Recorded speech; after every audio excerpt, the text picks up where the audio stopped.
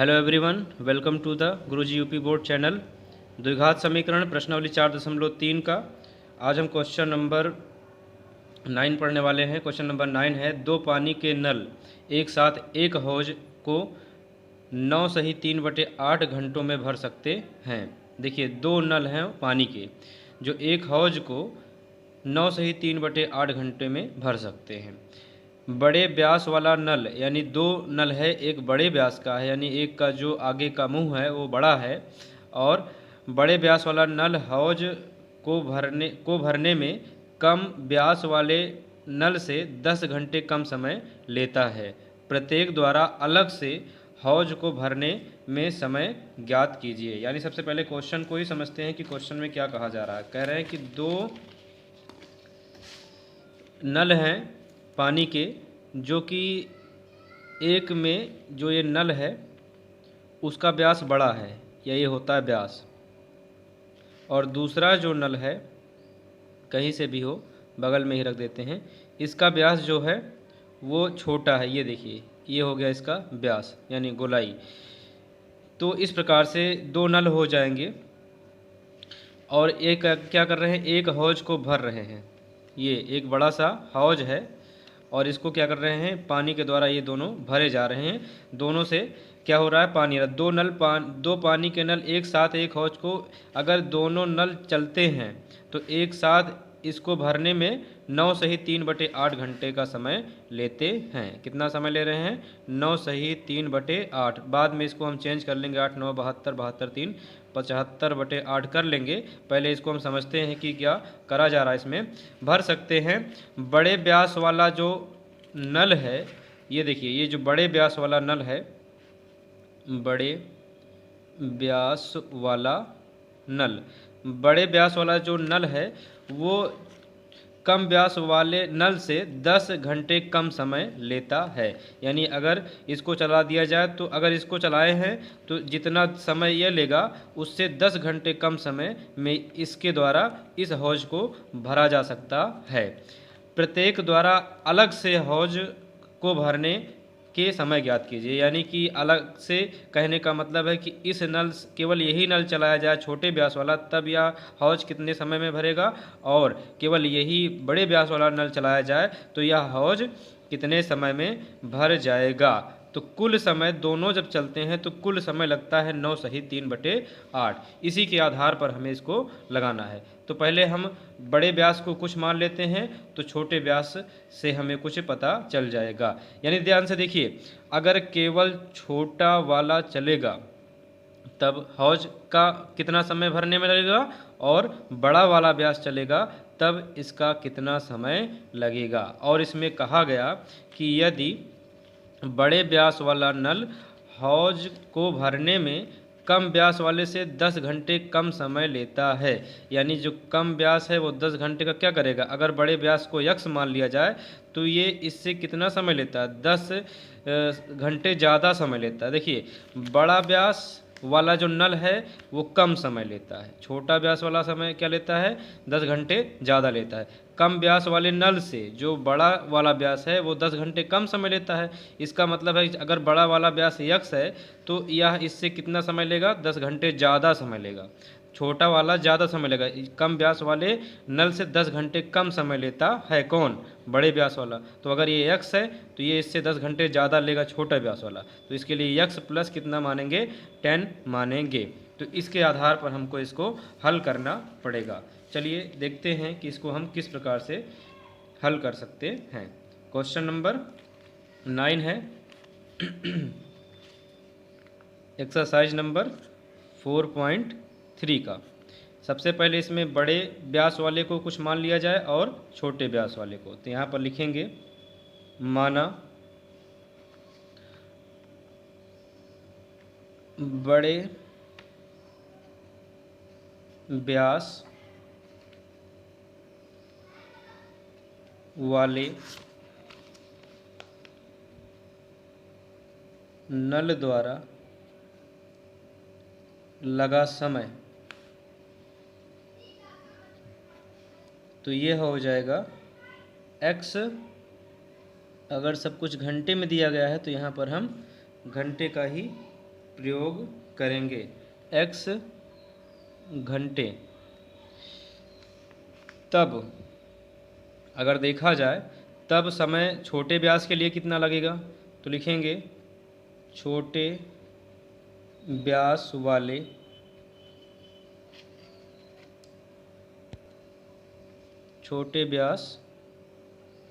वाले नल द्वारा लगा समय। तो जैसा कि प्रश्न में कहा गया कि यह 10 घंटे कम समय लेगा, तो यानी ये 10 घंटे क्या लेगा, ज़्यादा समय लेगा, x प्लस 10 घंटे। अब हम आगे इसके प्रश्न के आधार पर लगाएंगे। तो ये x घंटे ले रहा है तो 1 घंटे में 1/x हो जाएगा, और ये x प्लस 10 घंटे ले रहा है तो 1 घंटे के लिए 1/x प्लस 10 घंटे हो जाएगा।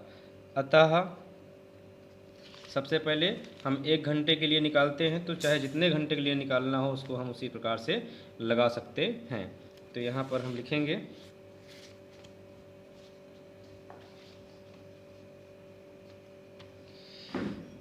अतः बड़े व्यास वाले नल द्वारा हमें 1 घंटे के लिए निकालना है, 1 घंटे में कितना हौज भर सकता है। 1 घंटे में भरा गया हौज, तो अगर इसका समय लगता है x घंटे तो 1 घंटे के लिए होगा 1/x घंटे, तो बड़े व्यास द्वारा हो गया। और इसी प्रकार छोटे व्यास वाले नल द्वारा 1 घंटे में भरा गया हौज, तो यहाँ पर छोटे व्यास के लिए जो समय है x प्लस 10 है, तो यह हो जाएगा 1/x प्लस 10। अब दोनों में हमें क्या समझ आ रहा है कि प्रश्न के अनुसार चला जाए। पहले तो हमने 1 घंटे के लिए यहाँ पर निकाला है कि कितने में हौज भर सकता है, और इसमें कहा गया है कि 2 पानी के नल एक साथ एक हौज को 9 सही 3/8 घंटों में भर सकते हैं। और उसके बाद इसके आधार पर हमने क्वेश्चन को अप्लाई किया और x प्लस 10 किया। प्रत्येक द्वारा अलग अलग हौज को भरने में लगा समय ज्ञात करा जा रहा है। तो प्रश्नानुसार 1 घंटे के लिए देखिए, बड़े व्यास वाले नल द्वारा लगा समय x था, तो 1 घंटे के लिए कितना हो गया, 1/x हो गया। तो यहाँ पर लिखेंगे 1/x प्लस छोटे व्यास वाले नल द्वारा लिया गया समय x प्लस 10 था, तो 1 घंटे के लिए कितना हो गया, 1/x प्लस 10। और इसी के आधार पर अगर यह बड़े व्यास के लिए x था तो 1/x हो गया, अगर छोटे वाले व्यास के लिए हौज भरा गया तो x 1/x प्लस 10 हो गया। अगर दोनों मिल करके एक साथ, तो एक साथ के लिए क्या लग गया, दोनों मिल करके यानी कि प्लस, अगर भरते हैं तो इनको समय लगता है 9 सही 3/8, तो 1 घंटे के लिए क्या हो जाएगा, 1/9 सही 3/8, यानी यह भी बटे में चला जाएगा। अब इसको आसानी से हल कर सकते हैं। मुख्य तो यही होता है कि किस प्रकार से इसको रखा जाए। 1/x है तो सबसे पहले क्या करते हैं, तिर्यक गुणा कराते हैं। इसका इसमें गुणा करा दिए तो x प्लस 10 हो गया 1, और उसके बाद गुणे नहीं प्लस लगेगा, इसका इसमें गुणा, प्लस का निशान है प्लस लगाएंगे, और उसके बाद x का 1 में गुणा हो जाएगा x, और इसके बाद इसका इसमें गुणा कराएं तो x का x में गुणा हो जाएगा x², और निशान प्लस का है तो x का 10 में गुणा हो जाएगा 10x बराबर 1/9 × 72, और 72 3 कितना हो जाएगा 75। तो यहाँ पर लिख सकते हैं 75/8। अब तीसरा स्टेप चला जाता है ऊपर, और यहाँ पर देखिएगा x और x कितना हो गया 2x और प्लस 10, और upon x² plus 10x is equal to, ये ऊपर चला गया तो 8/75। क्रॉस मल्टीप्लाई कराएंगे तो इसका इसमें गुणा करा दें तो ये हो जाएगा 2x plus 10 into 75 is equal to, इसका इसमें मल्टीप्लाई कराएं तो 8 इंटू एक्स, इसको उधर लेके जाएंगे, एक्स स्क्वायर प्लस 10x। अब इसमें देखेंगे कि इसको हम किस प्रकार से हल करते हैं। तो सबसे पहले इसमें हम 8 से मल्टीप्लाई कराते, इसमें 75 से, या कुछ ऐसा करें कि हमें कुछ कॉमन मिल जाए। तो कॉमन अभी इसमें नहीं मिल सकता है, तो यहाँ पर हम मल्टीप्लाई ही कर देते हैं। 2x है इंटू 75 करेंगे तो 75 का 2x में मल्टीप्लाई हो जाएगा, 2 का 5 में मल्टीप्लाई 10, और 2 का 7 में मल्टीप्लाई हो जाएगा 14, 14 1 हो जाएगा 15, और यहाँ पर हो जाएगा x। इसके बाद 75 का 10 में मल्टीप्लाई कराएंगे तो ये हो जाएगा 75 100, और इसके बाद इज इक्वल टू 8 का एक्स स्क्वायर 8x स्क्वायर, और 8 का 10 में मल्टीप्लाई 8 10 जा 80x। अब ये सभी इधर आएंगे तो ये होगा -8x स्क्वायर, इधर आएगा -80x, ये पहले से ही इधर है 150x plus 750 is equal to 0। इसके बाद क्या करेंगे, इसको हम द्विघात समीकरण के मानक रूप में लिखने का प्रयास करेंगे। देखिए ये प्लस में है और ये माइनस में है, तो प्लस से हमेशा माइनस को माइनस किया जाता है। तो यहाँ पर पहले देखते हैं, ये 150 बड़ी संख्या है और 80 छोटी संख्या है। इसका मतलब बड़ी संख्या से छोटी संख्या घटाओ और प्लस का निशान लगाओ, और छोटी संख्या से बड़ी संख्या घटाओ माइनस का निशान लगाओ। तो 0 में से 0 जाएगा, आएगा 0, और यहाँ पर हो गया 15, 15 में से 8 जाएगा तो ये आएगा 7, 70 हो गया, और यहाँ पर x वैसे नोट कर दिया जाएगा, प्लस 750 इज इक्वल टू 0। अब देखेंगे यहाँ पर कॉमन क्या है। अगर माइनस आगे है तो पहली बात तो माइनस को कॉमन कर लेते हैं, और उसके बाद देखते हैं क्या कॉमन होगा। 8 के पहाड़े में 70 नहीं आ सकता, नहीं आ सकता। यहाँ पर 2 हो सकता है कॉमन, 2 के पहाड़े में सभी आ जाएंगे कि सभी में सम संख्या, ये भी है 70 भी सम संख्या 750। तो यहाँ पर अगर 2 कॉमन किया जाए तो 2 का 4 2 4 जा 8 हो जाएगा, यानी 4x स्क्वायर। देखिए ध्यान से माइनस को कॉमन किया गया है, अगर माइनस कॉमन करते हैं तो चिन्ह बदल जाता है, माइनस में था ये प्लस में हो गया, प्लस में है तो किस में हो जाएगा, ये माइनस में। अब इसमें 2 कॉमन करेंगे तो 2 का पहाड़ा पड़िए कि 70 आ जाए, तो 2 तिहाई 6, और उसके बाद 1 बचा, ये 10 हो गया, 2 पंचे 10 x। देखिए प्लस है, माइनस कॉमन किया गया है तो चिन्ह बदल जाएगा। अब इसमें 2 का पहाड़ा पड़ेंगे, 2 तिहाई 6 हो गया, 1 बचा 15, 2 सत्ते 14, और 1 बचा, और ये हो गया 2 पंचे 10 बराबर 0। अब 4x square minus 35x minus 375 is equal to, गुणांक जाता है बटे में तो 0 बटे -2, तो ये इससे भाग करेगा तो 0 ही आना है। 4x square minus 35x minus 375 is equal to 0। चलिए अब इसका हम गुणनखंड विधि से इसको हल करते हैं, और गुणनखंड विधि से हल करने के लिए सबसे पहले x स्क्वायर का गुणांक देखा जाता है, उसके बाद अचर पद में देखा जाता है कितना आया। तो 4 का 5 में गुणा करेंगे, 4 पंचे 20 हो जाएगा, 4 का 7 में 4 सत्ते 28, 28 2 हो जाएगा 30, और 4 3 12, 3 हो जाएगा 15। तो गुणा करने पर 1500 आया, माइनस लगा हुआ, घटाने पर कितना आए 35 आना चाहिए। तो ऐसी दो संख्या चाहिए जो कि गुणा करने पर आ जाए 1500। तो यहाँ से सबसे पहले 1500 का अगर एलसीएम निकाला जाए तो ये होगा 2 सत्ते 14, और 1 बचा, 2 पंचे 10, और 0, 2 तिहाई 6 हो जाएगा, और उसके बाद यहाँ पर 2 सत्ते 14, 2 पंचे 10 हो जाएगा, और 3 इकन्नम 3, 3 दूना 6, 3 बचे 15 हो गया, और 5 का 5 दूना 10, 5 पचम 25, और 5 पचम 25 हो जाएगा, और 5 इकन्नम हो जाएगा 5। तो यहाँ से देखेंगे 5 पचम 25, और 2 दूना 4, बड़ी संख्या कोई चाहिए सबसे पहले। तो 5 तिहाई 15, और 2 दूना 4, 4 तिहाई 12, 12 पंचे 60, ये इतना संख्या एक ले लेते हैं तो ये हो जाएगा 60, और उसके बाद 5 पचम 25। तो 60 में से अगर 25 घटाएंगे तो 35 आ जाएगा। यानी हमारे पास जो दो संख्या है वो कौन सी है, यहाँ पर देखेंगे तो 60 में से 25 अगर घटा दिया जाए तो ये हो जाएगा 35। तो देखते हैं, यहाँ पर लिखेंगे 4x स्क्वायर माइनस 35 की जगह पर हो जाएगा 60 माइनस 25, और x minus 375 is equal to 0। अब इसी के आधार पर इसको हम सॉल्व करेंगे। तो सबसे पहले यहाँ पर देखेंगे 4x² लिखते हैं और इसके बाद -60 का x में मल्टीप्लाई 60x माइनस माइनस हो जाएगा plus 25x minus 375 is equal to 0।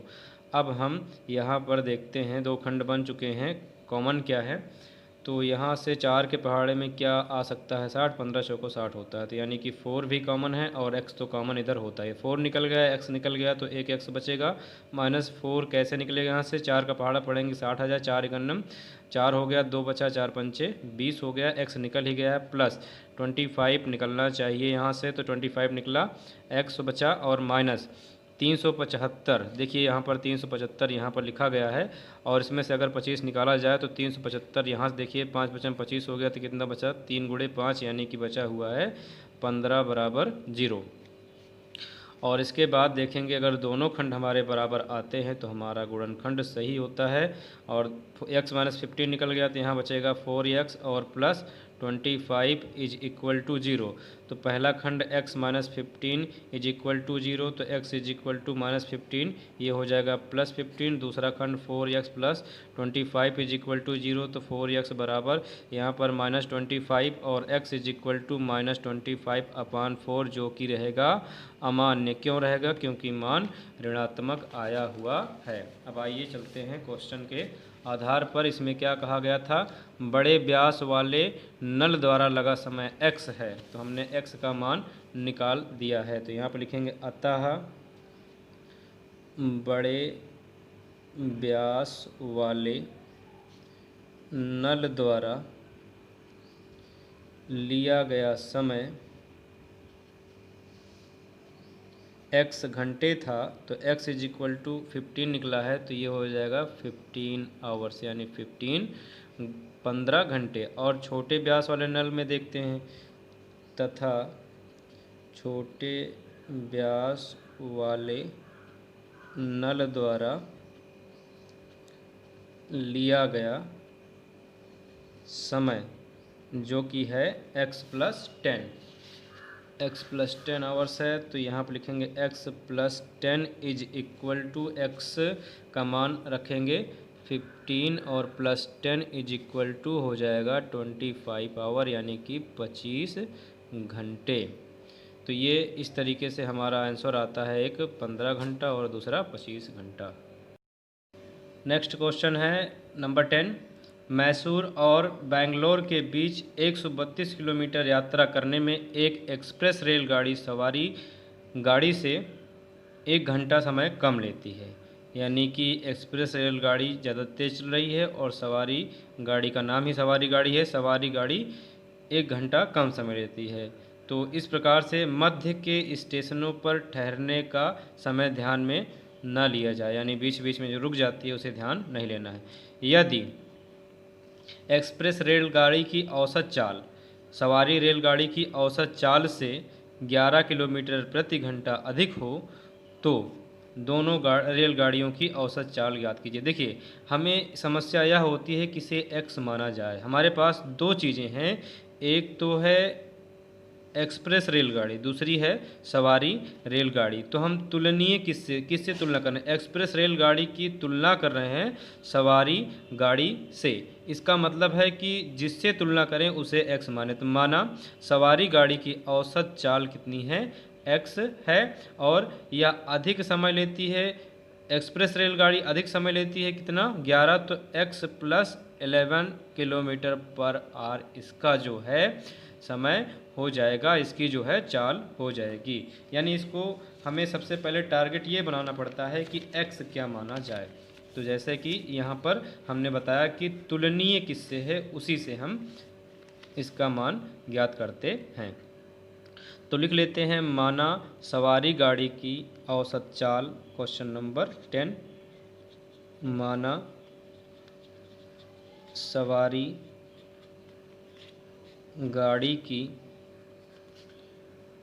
औसत चाल, हम चाल को u से व्यक्त करते हैं, u भी मान सकते हैं, और अगर यहाँ मैथ में लगा रहे हैं तो x करेंगे, कोई दिक्कत नहीं रहेगा। तो चाल का जो मात्रक होगा वो किलोमीटर पर आवर यानी किलोमीटर प्रति घंटे होगा। अगर सवारी गाड़ी की औसत चाल x किलोमीटर प्रति घंटा है, तो प्रश्न के अनुसार अगर चलें तो ये क्या होगा कि एक्सप्रेस रेलगाड़ी की औसत चाल से कितना अधिक है, 11 किलोमीटर। तो यहाँ पर लिखेंगे तथा या तब कर दें तो ज़्यादा सही रहेगा। तब एक्सप्रेस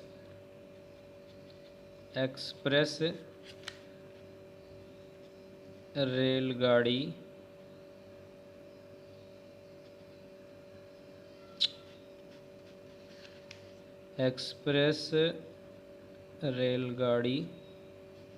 की औसत चाल बराबर, तो ये सवारी गाड़ी से 10 घंटे अधिक समय ले रही है, तो 11 घंटे, तो 11 किलोमीटर प्रति घंटे है, तो x प्लस 11 हो जाएगा पर किलोमीटर पर आवर। तो यहाँ पर आगे और देखेंगे। तो यह कितनी दूरी तय करती है, मैसूर और बेंगलोर के बीच की जो दूरी है 132 किलोमीटर है। तो यहाँ पर लिखेंगे कुल दूरी या केवल दूरी लिख सकते हैं, या मैसूर से बेंगलोर की दूरी दी गई है 132 किलोमीटर। अब हम दोनों का समय निकालते हैं कि सवारी गाड़ी द्वारा कितना समय लगता है और एक्सप्रेस रेलगाड़ी द्वारा कितना समय लगता है। तो यहाँ पर लिखेंगे सवारी गाड़ी द्वारा लगा समय, और हम सभी जानते हैं कि जो समय होता है वह, अगर समय को t से व्यक्त करते हैं, पहला समय है t1 भी कर सकते हैं। समय बराबर होता क्या है बताएंगे, समय बराबर होता है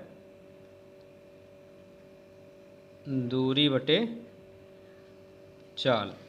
तो समय बराबर दूरी है 132 और चाल है, चाल कितनी है सवारी गाड़ी की x, तो 132 बटे x हो जाएगा, और इसको हम लिखेंगे किलोमीटर प्रति घंटे, किलोमीटर प्रति घंटे, समय का मात्रक घंटे हो जाएगा। इस प्रकार से सवारी का निकाला गया।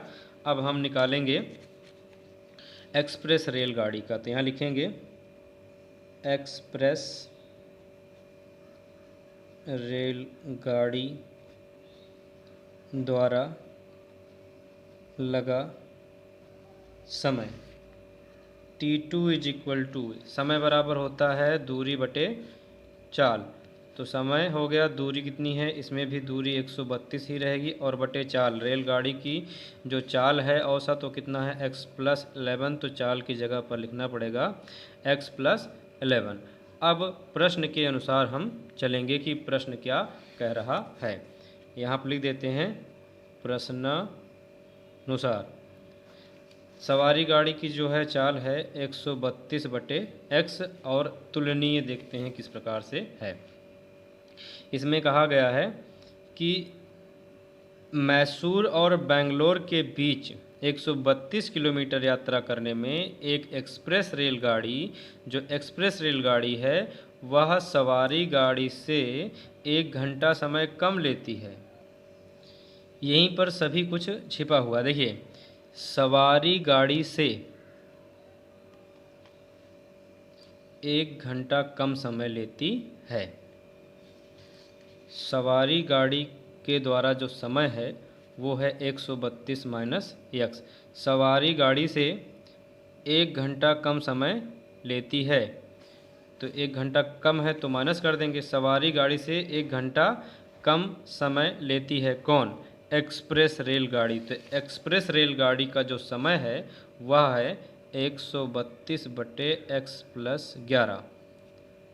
तो यहाँ पर लिखेंगे 132 अपान x, माइनस में है उधर जाएगा तो प्लस में, ये प्लस में इधर आएगा तो माइनस में, 132 अपान x प्लस 11, माइनस 1 उधर जाएगा तो ये हो जाएगा प्लस 1। अब ध्यान से देखेंगे, हम यहाँ पर इसका जो है मल्टीप्लाई कराते हैं, क्रॉस मल्टीप्लाई करा देते हैं। 132 का x में गुणा कराएंगे तो 132x होगा, और उसके बाद यहाँ पर प्लस है तो प्लस लगाएं। 132 का 11 में गुणा कराएं तो 11 दूना हो जाएगा 22, 11 3 33, 33 और 2 35 हो जाएगा, 11 एक नम 11, 11 3 हो जाएगा 14, और इसके बाद माइनस लगाएंगे 22 एक्स का 132 में गुणा कराएंगे तो 132 एक्स आएगा पूरे का, बटे इसका इसमें गुणा कराएंगे तो यहाँ पर x x plus 11 is equal to, यहाँ पर लिखेंगे 1 है, सिर्फ -1 इधर आया तो +1 हुआ, तो यहाँ पर लिखेंगे 1 और अपान कर लेंगे 1। अब इसी के आधार पर हम आगे लगाएंगे तो 132x यहाँ पर है और 132x यहाँ पर है, तो 132x प्लस में 132x माइनस में बचा कितना 1452, तो यहाँ लिखेंगे 1452 बटे x का x में गुणा हो जाएगा x स्क्वायर प्लस x का 11 में मल्टीप्लाई हो जाएगा 11x इज इक्वल टू 1/1।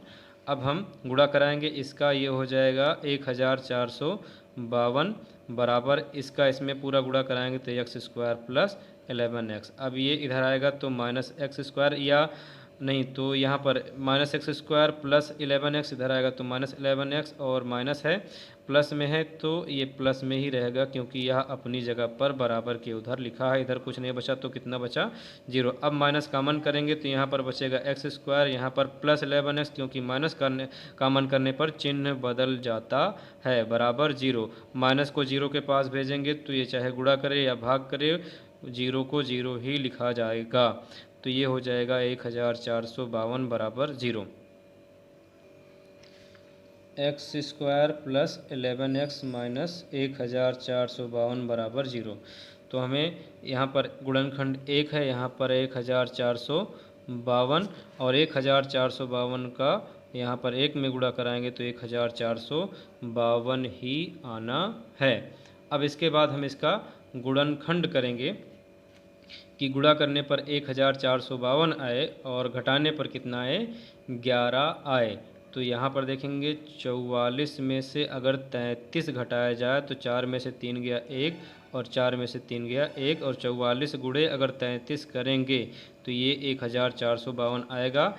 इसको इस तरीके से आप हल करके जैसा कि पहले से बताया गया 1452 का एलसीएम निकालेंगे तो एक में 44 एक में 33 रख कर देखेंगे तो इसका आंसर मिल जाएगा। तो एक्स स्क्वायर प्लस 11 की जगह पर 44 माइनस 33 और उसके बाद यहाँ पर x minus 1452 is equal to 0, और उसके बाद यहाँ पर देखें तो एक्स स्क्वायर प्लस 44 का x में multiply 44x plus minus minus 33 का x में multiply 33 x minus 1452 is equal to 0। तो x कॉमन करेंगे तो x प्लस 44 आएगा, माइनस 33 कॉमन करेंगे तो 33 कॉमन कर लें तो दोनों के मल्टीप्लाई से ही तो बना है 1452 तो 33 कॉमन करें तो x माइनस 33 निकल जाएगा तो क्या बचेगा 44, तो यहाँ पर लिखेंगे 44। देखिए माइनस कॉमन करने पर माइनस रहता है तो हो जाता है प्लस, दोनों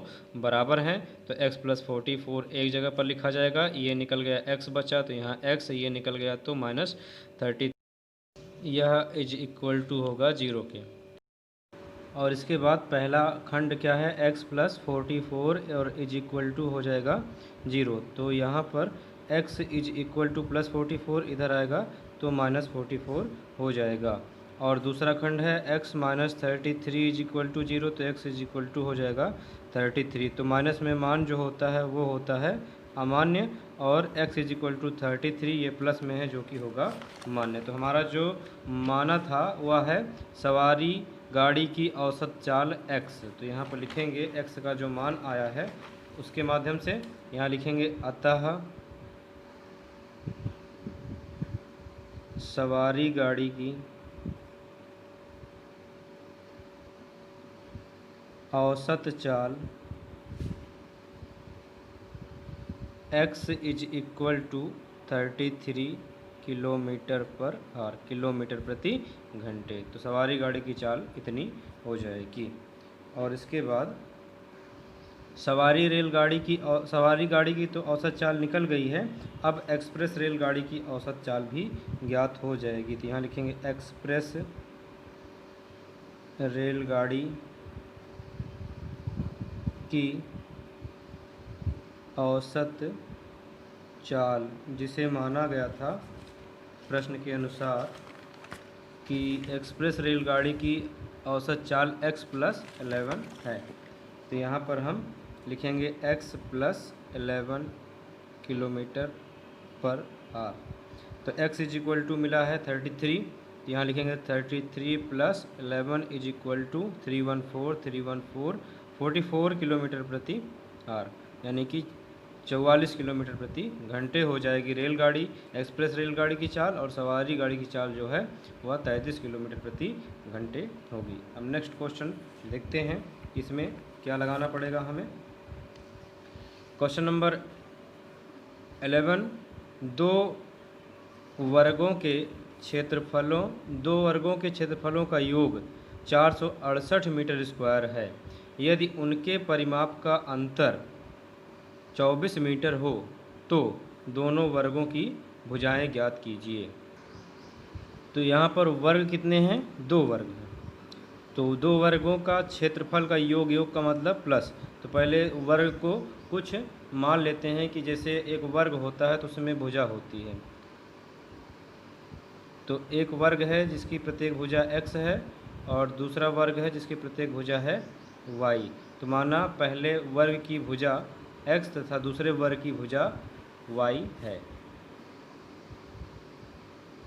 माना क्वेश्चन नंबर 11, माना पहले वर्ग की भुजा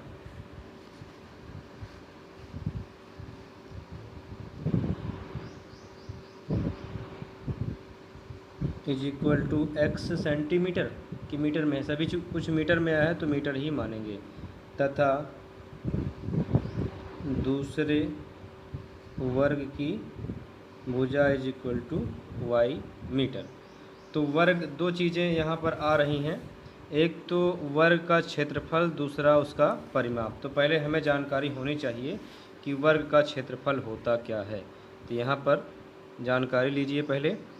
वर्ग का क्षेत्रफल बराबर होता है भुजा का स्क्वायर। क्या होता है? भुजा का स्क्वायर। और वर्ग का परिमाप होता है 4 गुणे भुजा। ये 2 चीज़ें अगर जानकारी में हैं तो ये क्वेश्चन लगेगा। तो यहाँ पर सबसे पहले प्रश्न यह कह रहा है कि 2 वर्गों के क्षेत्रफलों का योग 468 मीटर स्क्वायर है। तो पहले दोनों वर्गों का हमको क्षेत्रफल निकालना पड़ेगा। तो मैं यहाँ पर लिख देते हैं प्रश्नानुसार। ये कह रहे हैं कि दोनों वर्ग का क्षेत्रफल करो या ज्ञात करो, क्षेत्रफल ज्ञात करके दोनों का योग कर दो। तो पहला वर्ग है, पहले वर्ग की भुजा x है, तो ये भुजा का स्क्वायर करता है वर्ग का क्षेत्रफल। तो पहली वर्ग का जो क्षेत्रफल होगा, अगर x है तो क्षेत्रफल a बराबर x स्क्वायर होगा। अगर दूसरा देखा जाए तो इसका a बराबर कितना आएगा? y square. तो इसका जो क्षेत्रफल है पहले वर्ग का x स्क्वायर और दूसरे वर्ग का कितना है? y square. दोनों का योग, दोनों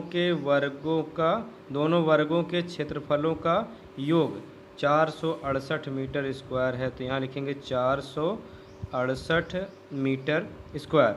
ये एक समीकरण के रूप में बन जाएगा, इसको समीकरण 1 बनाएंगे। यदि उनके परिमाप का अंतर, पुनः प्रश्नानुसार, फिर से प्रश्न के अनुसार इसमें क्या है कि उनके परिमापों का अंतर, और हमने कहा कि पहले परिमाप याद करिए कि परिमाप बराबर क्या होता है? 4 गुणे भुजा। तो अगर इसका परिमाप निकाला जाए पहले वर्ग का तो ये होगा 4 गुणे भुजा, और भुजा इसकी कितनी है? भुजा बराबर इसमें x माना गया है और इसमें भुजा बराबर कितना माना गया है? y। तो 4 गुणे भुजा, तो 4 का x में गुणा कराएंगे तो 4x आएगा। इसी प्रकार से इसकी जो भुजा है वो y है। तो अगर इसका परिमाप देखा जाए तो परिमाप बराबर होता है 4 गुणे भुजा, तो इसका जो परिमाप आएगा वह y आएगा। देखिए यहाँ का परिमाप है 4x, यहाँ का परिमाप है 4y।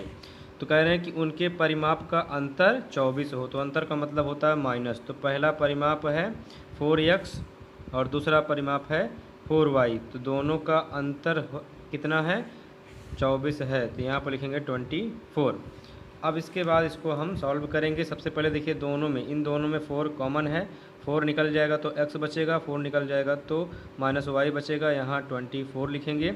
और x minus y is equal to 24 और गुणांक जाता है बटे में, तो 4 एकन्नम 4 छंग 24 हो जाएगा। तो x minus y is equal to आ जाएगा 6। x is equal to 6 minus y इधर आएगा तो यह प्लस वाई बन जाएगा। तो x is equal to 6 plus y, ये बन गया समीकरण नंबर 2। यह x का मान है जैसे प्रतिस्थापन विधि से लगाते थे, तो x बराबर 6 प्लस वाई, या x का मान समीकरण 1 में रखने पर, जहाँ पर x है वहाँ पर रख दिया जाए 6 प्लस वाई। तो रख देते हैं x is equal to 6 plus y, यहाँ पर लिखेंगे x is equal to 6 plus y समीकरण 1 में रखने पर। तो समीकरण 1 यह है। अब जहाँ पर x लिखा हुआ है वहाँ पर लिखेंगे 6 प्लस वाई, तो x के स्थान पर 6 प्लस वाई हुआ, इसका स्क्वायर लगाएंगे, प्लस और बाकी सभी चीज़ें वैसे लिख दी जाएंगी। और यहाँ पर लगाएंगे a प्लस बी, पहले को a मानेंगे दूसरे को b, तो ये बन जाएगा a प्लस बी का whole square. a plus B का whole square a square plus B square plus 2ab। तो यहाँ पर जहाँ a मिले वहाँ 6 रखिए, जहाँ b मिले वहाँ y रखिए। तो a मिला तो ये 6 का स्क्वायर प्लस b है तो y का स्क्वायर, और उसके बाद प्लस 2ab, तो 2a के स्थान पर रखना है 6 और b के स्थान पर रखना है y। और इसके बाद बाकी सभी चीज़ देखिए, इतने में लगाया गया a प्लस बी का होल स्क्वायर, तो a square plus B square plus 2ab, और इसके बाद प्लस वाई स्क्वायर है, Y square is equal to 468। अब 6 का स्क्वायर 36 प्लस वाई स्क्वायर हो जाएगा 2y स्क्वायर प्लस 2 का 6 में मल्टीप्लाई 12 और y 12y, माइनस में इधर आ जाएगा तो ये हो जाएगा, प्लस में इधर आएगा तो माइनस में 468 इज इक्वल टू 0। सबसे पहले द्विघात समीकरण के मानक रूप में लिखने के लिए 2y स्क्वायर लिखा जाएगा, फिर 12y, फिर अंक बचे हैं 36 माइनस इतना, तो ये प्लस में ये माइनस में, हमेशा प्लस से माइनस को माइनस करेंगे।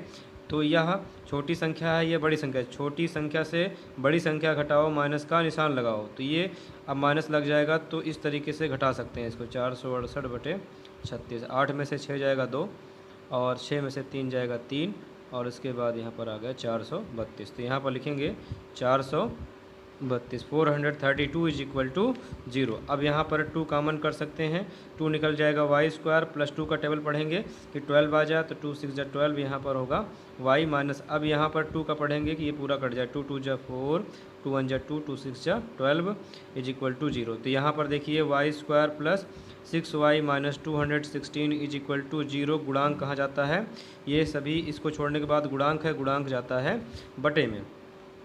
और इसके बाद यहाँ पर Y square plus 6y minus 216 is equal to 0 का 2 में बटे कराओगे तो 0 ही मिलेगा। अब जैसे x square plus a x square plus b x plus c होता था, उसी तरह जहाँ जहाँ एक्स है वहाँ वाई है, तो जैसे एक्स स्क्वायर का गुणांक देखते थे वैसे वाई स्क्वायर का गुणांक देखेंगे। यहाँ पर कितना है 216, और इसके बाद यहाँ पर 216 का इकन्नम करेंगे 216, तो घटाने पर आए 6 और गुणा करने पर आए 216, तो पहले 216 का निकाल लिया जाए एलसीएम, तो ये हो जाएगा 2 इकन्नम 2 0 और 2 दहमा 20 कर देते हैं, 2 अठे 16, और इसके बाद 2 पंचे 10 और 2 चौक 8 हो जाएगा। इसके बाद 2 दूना 4, 2 सत्ते 14, 3 9 27, 3 तिरिक्का हो जाएगा 9 और 3 इकन्नम 3। तो हमारे पास इतनी संख्याएं हैं, क्या क्या हैं, 2 कितनी बार 1 2 3, 3 बार 2 है, और 1 2 3, 3 बार 3 है, 3 गुणे 3 गुणे 3। अब इसमें हम देखें कि कोई दो संख्या ऐसी बनाएं कि घटाने पर 6 आ जाए और गुणा करने पर 216, 216 तो आएगा ही, 1 2 3 1 2 3। तो यहाँ पर देखते हैं कि 2 दूनी 4 दूनी 8 और 8 तिरिक 24, 3 तिरिक का 9 नहीं आएगा, 2 दूनी 4 और 4 तिहाई 12 और 3 तिरिक का 9 दूना 18, और 18 में से 12 जाएगा तो आएगा 6, तो 6 की जगह पर कितना रखा जाए 18 माइनस 12। अब इसके बाद वाई स्क्वायर प्लस 6 के प्लेस पे रखा जाए 18 माइनस 12 और y minus 216 is equal to 0। अब यहाँ पर वाई स्क्वायर प्लस 18 का वाई में मल्टीप्लाई 18y माइनस 12 का वाई में 12y minus 216 is equal to 0। अब यहाँ एक खंड ये यहाँ पर y कॉमन करेंगे तो यहाँ पर एक y निकला तो y बचा, y निकला तो 18 बचा, माइनस कॉमन करेंगे 12 कॉमन करेंगे, इसके बाद यहाँ पर देखिए y बचा।